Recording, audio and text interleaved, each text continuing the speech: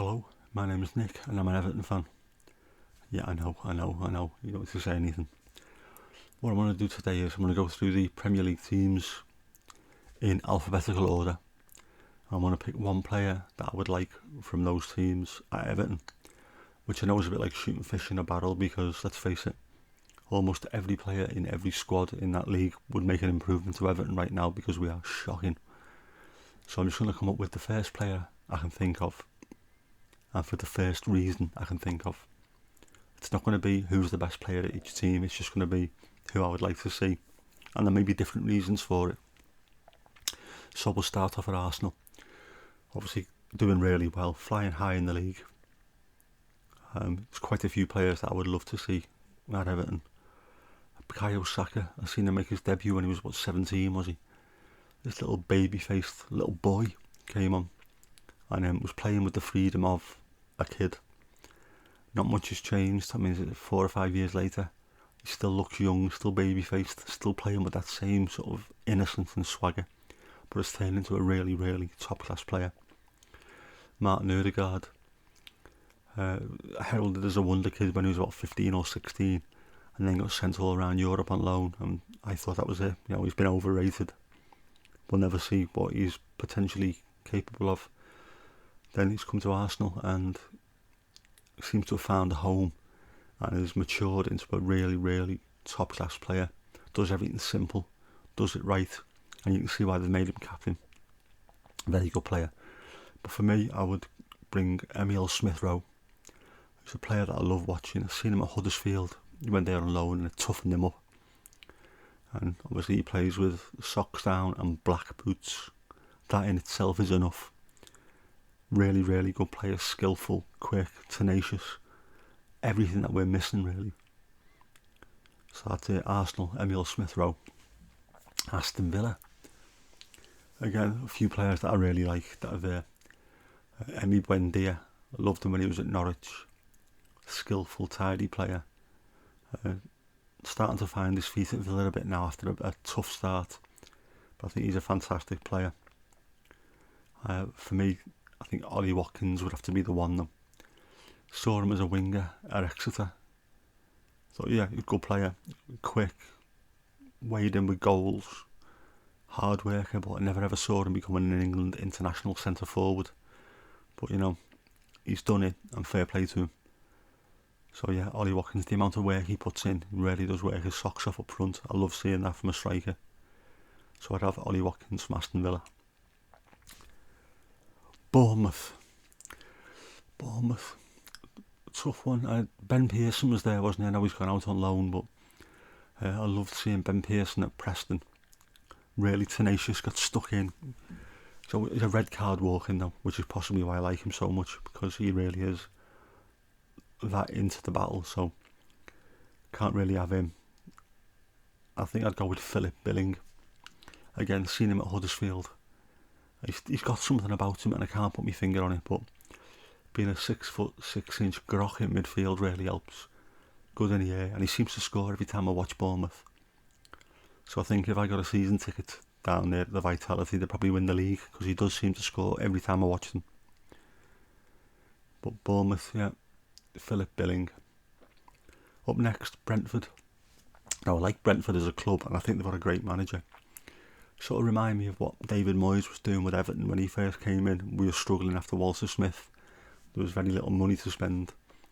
So look down the leagues or to Europe and try and find uncut diamonds. Players that were possibly being looked at on the fringe of Premier League. Go and get them to prove themselves. Brentford seemed to do that. They did it with Ollie Watkins when they brought him in from Exeter. They've done the same with Ivan Toney, who was brought in to replace him. Again, another player from the lower league who was scoring goals, and that has transitioned all the way through Championship now into the Premier League. So yeah, Ivan Toney is definitely one of them that I would love. But if I could only pick one, it'd have to be Rico Henry. Every time Everton have needed a left back since Leighton Baines retired, I've always been shouting, go and get Rico Henry. I think he's a fantastic player. Gets up and down that wing all day long. Never stops. Good defender. Good attacker, skillful. very quick and determined. Alas, his family were racially abused at Goodison Park, so I don't think he'd ever come here, which is not only a shame but also an absolute disgrace, because I thought we were better than that. Obviously there were some people in the crowd that weren't better than that, and I've dragged us as a club down with them. Well, yeah, for Brentford, Rico Henry. Brighton and Hove Albion. They're another team a little bit similar to Brentford under Graham Potter and now De Zerbi. Players possibly fringe Premier League or lower reaches of the Premier League who've been told to go improve themselves. They've all bought into the system they're playing, they've bought into the concept of what the club is supposed to be and what the team is supposed to be. And as a result, they've got some very, very good, solid professionals playing to a game plan. And look at the results this season. They really are. They're picking up points left, right and centre, but also playing some really good football and scoring some great goals. Right, so from Brighton, Tariq Lamptey. Everyone's going to say Tariq Lamptey because we all love him for some reason. Apart from him being infectious and just being this lovely little baller, he's just full of energy, little tiny lad, up and down that wing all day long, dead quick. Everyone would love to see him just to keep the fans happy, but for me from Brighton, I think I'd take Lewis Dunk. He's a player that I've really liked for a long time now. Good, skillful, comfortable on the ball, good in the air. He weighs in with some really important goals as well. So yeah, we need another big Dunk at Goodison. Slightly different player, but yeah, I wouldn't mind seeing Lewis Dunk. So that is Brighton, Lewis Dunk.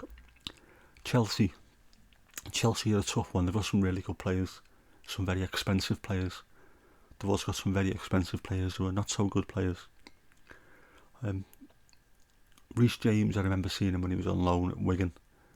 I'd never heard of him before, no idea who he was. And he was just this kid playing in midfield, and he was absolutely running midfields. And I thought that was absolutely incredible for this young, raw kid. As it happens, he's now an England international right back or wing back and doing very well.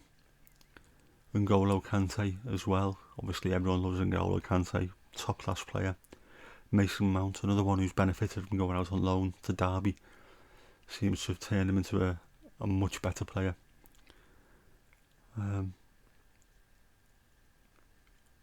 Chelsea, who else?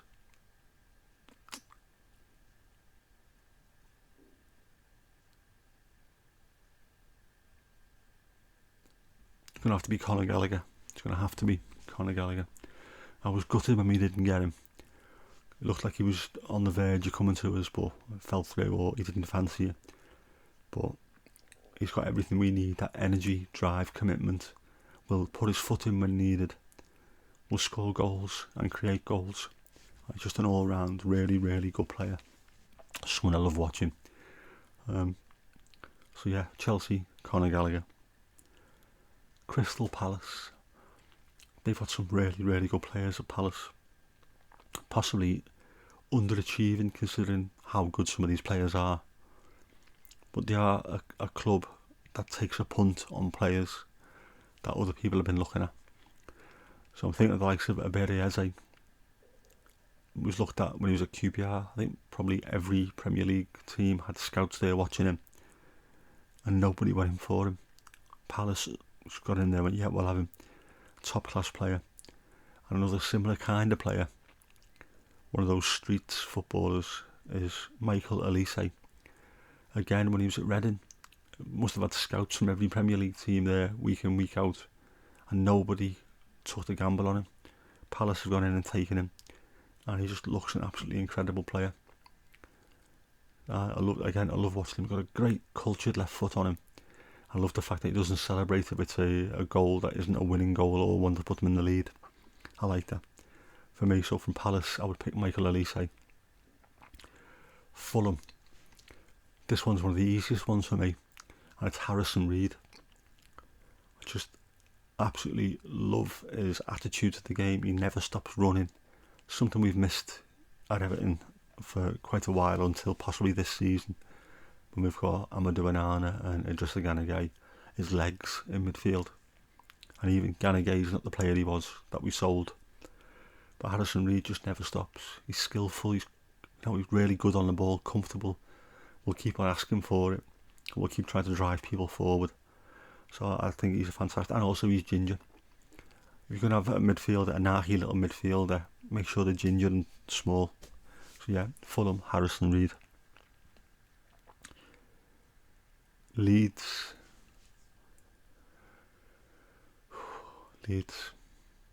Again, they've got some good players there. But the one that sticks out at the moment by an absolute distance is that Gnonto, however you pronounce it. He's still a bit raw, but he just, whenever he gets the ball, you feel the whole crowd lifting. And again, he seems to be dangerous with the ball at his feet, dangerous attacking players. I saw him when Leeds played at Villa, and Ashley Young must have been absolutely terrified. He had him on the back foot all game long. He looks a hell of a player. So yeah, Leeds, Gnonto, as they call them. Leicester. Now Leicester have got some really good players. Obviously James Maddison, very, very good. Skillful player, technical, good free kick taker. Does seem to think that he's the next coming of Beckham. More like Beckham if you bought him off Wish, unfortunately.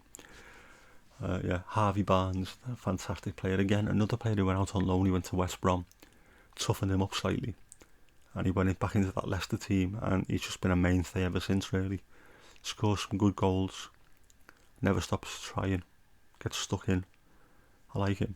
Mark Albrighton, another one I think totally underrated. Players like him and James Milner, every team needs one of them, if not a couple of them. Someone that you're going to get a 7 or 8 out of 10 out of every single week. And I think he's fantastic at crossing the ball, putting the ball into the front two. I think we'd score a lot of goals with him on the wing. But I'm going to have to go for Yuri Tielemans. That phrase, a Rolls Royce of a player, gets overused, but let's be honest, he is an absolute Rolls Royce of a player, a Bentley of a player. He's absolutely incredible. Silky smooth, scores some amazing goals. Anyone that can just walk into that Belgian team, fair play to you. You've got to be a really good player to do that. Liverpool, oh God, do I have to? Yeah, I suppose so. Again, I think you can transplant pretty much all of their first 11 into our first team and it would improve us, obviously. I know Roberto Martinez was looking at Andy Robertson when he was at Dundee United, and we almost signed him, but Leighton Baines was just still too good at that point, and Andy Robertson hadn't quite reached the levels that he's at now, so we missed out on potentially getting a really top player there. I think I'd have to pick Jordan Henderson.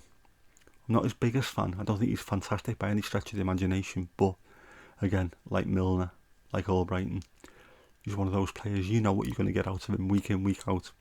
Solid, dependable. He will drive the team forward, he will drive his teammates forward. Absolutely captain material. So I would have to pick him. Definitely Liverpool, Jordan Henderson. Manchester City, can we have them all, please, please, please, please, please? Obviously Haaland is the first one you think of. He was just, seems to be born to play football and to score goals. Born or developed in a lab, I don't know, you decide. Bernardo Silva is the heir apparent to David Silva as a player that I love watching, just to see how he plays the game. He's amazing. I was lucky enough or unfortunate enough to watch David Silva for a decade come to Goodison and absolutely tear us apart, and then still walk away saying, wasn't that amazing to watch? And as a result, another player at City who does the same thing is Kevin De Bruyne, who just makes the game look like it was made for him. Everything he does the simple things better than anyone I've seen. His range of passing is incredible. He's got an eye for goal. He can do absolutely anything. And again, I think he's good. He might not be the captain at City, but he leads by example. I just think he's one of those players that you pay your money to watch the likes of him alone. So from Man City, Kevin De Bruyne. Manchester United, again, quite a few. Bruno Fernandes, really good player, but I couldn't have him in my team. He's a horrible little expletive deleted. little rat boy. Do not like him, but a really good player. Seems to play well against us 9 times out of 10. But at Man United, you've got to pick Marcus Rashford, not just on his form at the moment. His form at the moment is absolutely incredible. Scores goals, headers, quick, getting into the box, tap-ins, long distance shots, everything. And he seems to be playing with a smile on his face, which I think is really good. Plus, he comes across as just a really, really decent lad, which for footballers nowadays takes some doing. So yeah, Man United have to go for Marcus Rashford. Newcastle United, again they've got a few. Bruno Guimaraes, hell of a player. I think he'd walk into probably almost every team in the league. He's got that amount of quality about him.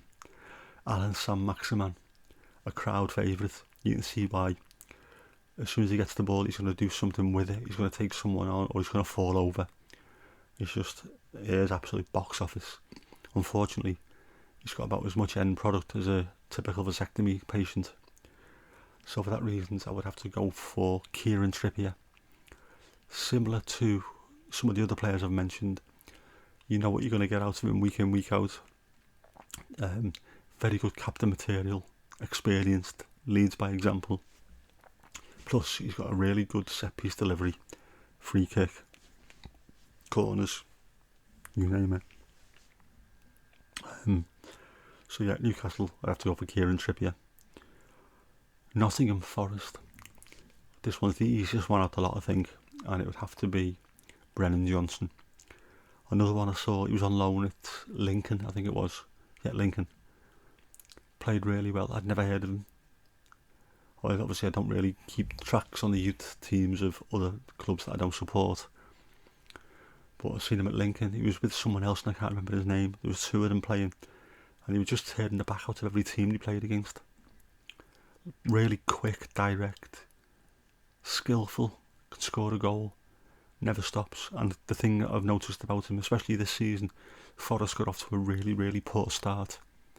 And, you know, Steve Cooper was under pressure. Some areas were asking for him to go. You see the team was a little bit down on confidence. Brennan Johnson played with his head up, constantly asking for the ball. Never hid. So I think he's got that sort of that thing about his makeup where I like the way he plays the game, like the way he approaches the game, and he's a really good player. So Nottingham Forest, I would have to pick Brennan Johnson. Southampton, another one for me is really easy. It's Stuart Armstrong. Unfortunately, he has got absolutely awful injury problems, and it's a shame because when I've seen him, especially I've seen him in the flesh playing against Everton, he's another one that's got loads of legs and doesn't stop. He's got quite a bit of pace about him, it looked like anyway, or power when he runs with the ball. Knows what he's doing, can pick a pass, can also arrive late in the box and score goals.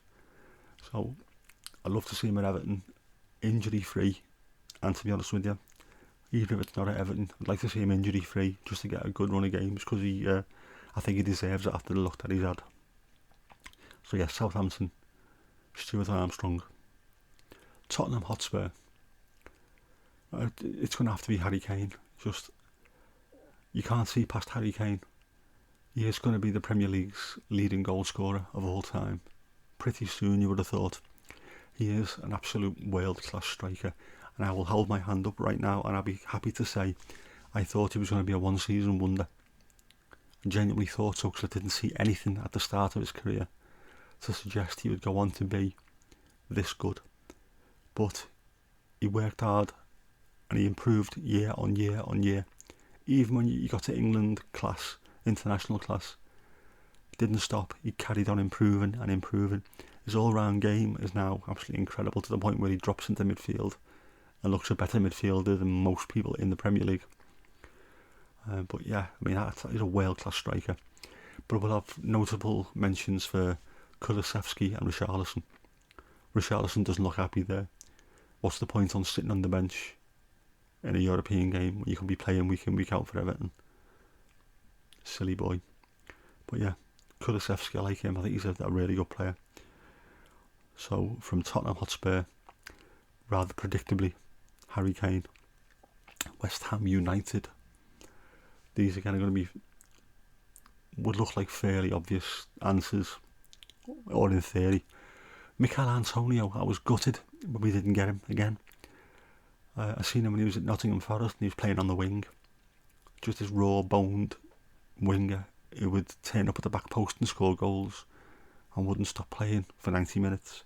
And he's done the same all his West Ham career. Gets stuck in, never stops running, gives the back four an absolutely torrid time. Something we haven't got.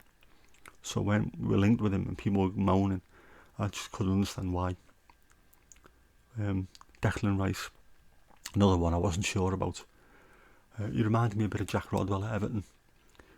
Jack Rodwell wanted to be a centre-half but was no good at heading the ball. Not as a centre-half anyway. We wanted to use him as a central midfielder and he wasn't quite good enough to be that central midfielder, number 8 or number 6, dictating play. He wasn't good enough to be a number 10 behind the front two. So we couldn't work out what he was. Was he a defensive midfielder? Was he a sweeper?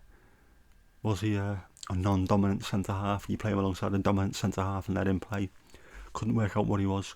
I felt the same with Declan Rice because I heard he wanted to be a centre-half. In the end, he sort of developed himself as a box-to-box defensive midfielder who can play attacking. Not box-to-box in the true sense of the word, but he does get back and forward. I think he's just turned into a really good, solid footballer. And you can see why the West Ham fans love him. And you see why he's playing for England every week when he's fit. But Jared Bowen would be the one. I just think he's such a good footballer, really clever, fairly quick, has been scoring lots of goals, has a knack of arriving at the right time. So I think he's a hell of a player. So for West Ham I go for Jared Bowen. Wolverhampton Wanderers, Nottingham Forest wasn't the easiest one. Wolverhampton Wanderers is Ruben Neves. What a player. Now I like Wolves as a club, as a team. I thought they were brilliant under Nuno Espirito Santo when they were getting into Europe. He built a good squad full of very, very good players, technical players, played the game fast, played it nice, played it on the floor, but a good attacking brand of football. But Ruben Neves shouldn't be there. With all due respect, he is too good for that club. He should be at a Champions League club. It's as simple as that.